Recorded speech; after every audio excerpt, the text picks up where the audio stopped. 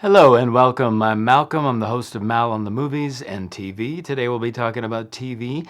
I'm looking at Mare of Easttown. Tonight is the 7th and final episode of the first season, which has been an absolutely thrilling and riveting season of television. I've been hooked and I've watched every episode at least twice, and I just love it to death. So I'm kind of sad it's over, to be honest. My prestige premium show is gone. Okay, enough of my pity party. So what I'm here to actually do is I'm here to talk about the first 10 character building moments from the first 20 minutes of the first episode. That's a mouthful, eh? The first episode really contains each moment as you move along with Mare. You kind of meet her in a new light. You kind of see what she's all about. You kind of understand her character. They build so much of what she becomes throughout the show in those first 20 minutes in what I've chosen to be the first 10 character moments of Mare Sheehan in the Mare of Easttown. Hit it, let's get into it, here we go!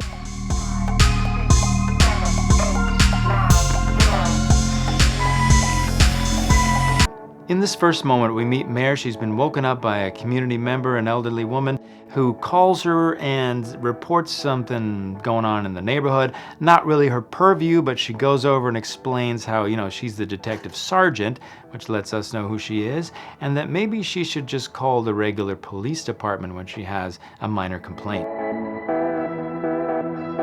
The detective sergeant, which means I investigate the burglaries and the overdoses and all the really bad crap that goes on around here. Sounds awful. Maybe you should look into a different line of work. Here it is, Mrs. Carroll. See this? That's the main station number. All right, that's the one you want. I'll put it right in the center.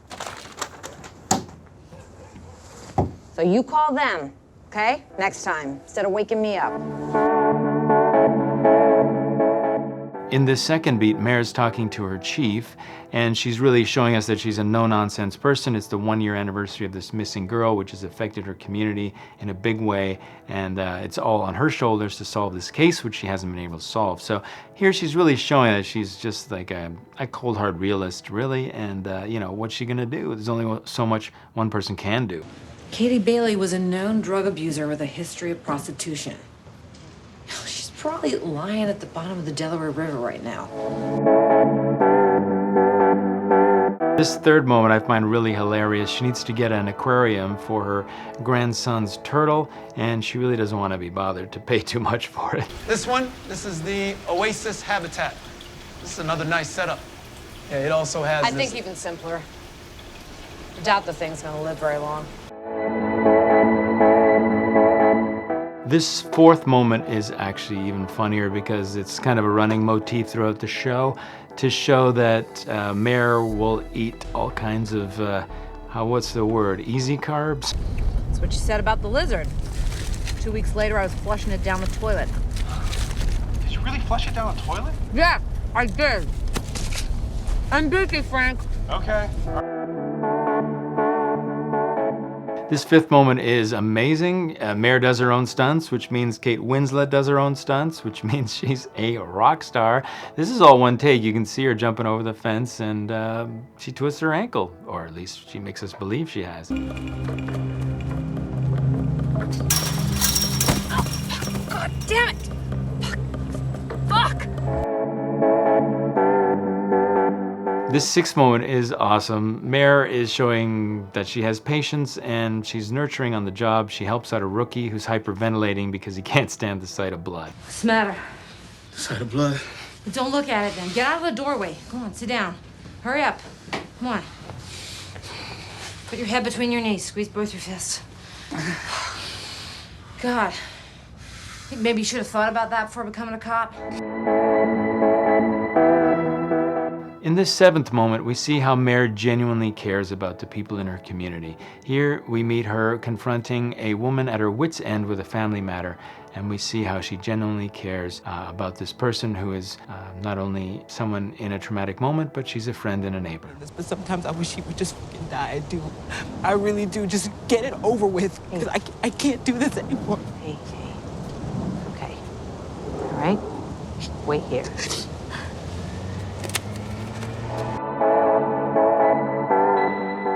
So in this 8th moment in the chronology of events, it follows on swiftly from the last one, where now that crisis has resolved and Mare is switching into a caregiver role, which is really not her purview. So now she's kind of taking on the responsibilities of healthcare professionals, and she's offering crisis intervention to someone who needs it badly.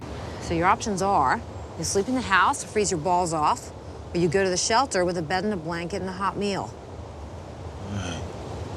All right, the shelter, or all right, I'll freeze my balls off? All right, I'll stay in the fucking shelter. Jesus.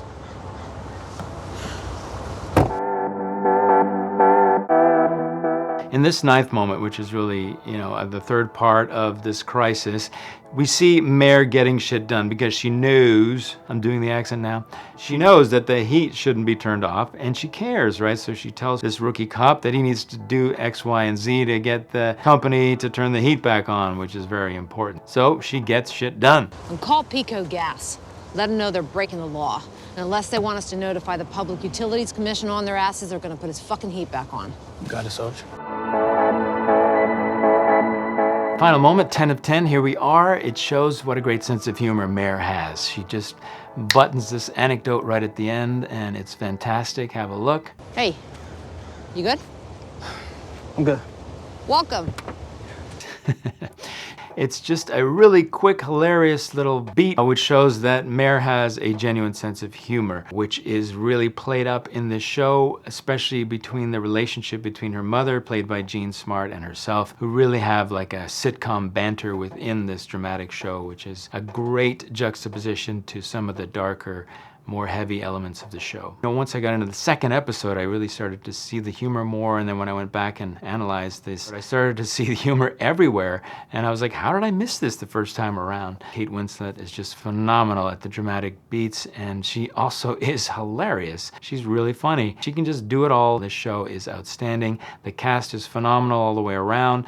It's heart-wrenching, it's heartbreaking, it's thrilling. It's my favorite show so far this year, maybe so far in quite a while. Sure hope they figure out something else nefarious going on in Easttown so that we get a 2nd season of this amazing show. All right, thanks for tuning in. It's been a blast. It's always a thrill to have you here. Please like and subscribe, blah, blah, blah, blah. Thanks for tuning in. Always a blast to have you here, and such a thrill to share this conversation with you. Please tag a friend, like and subscribe, and we'll see you on the next one. Ciao!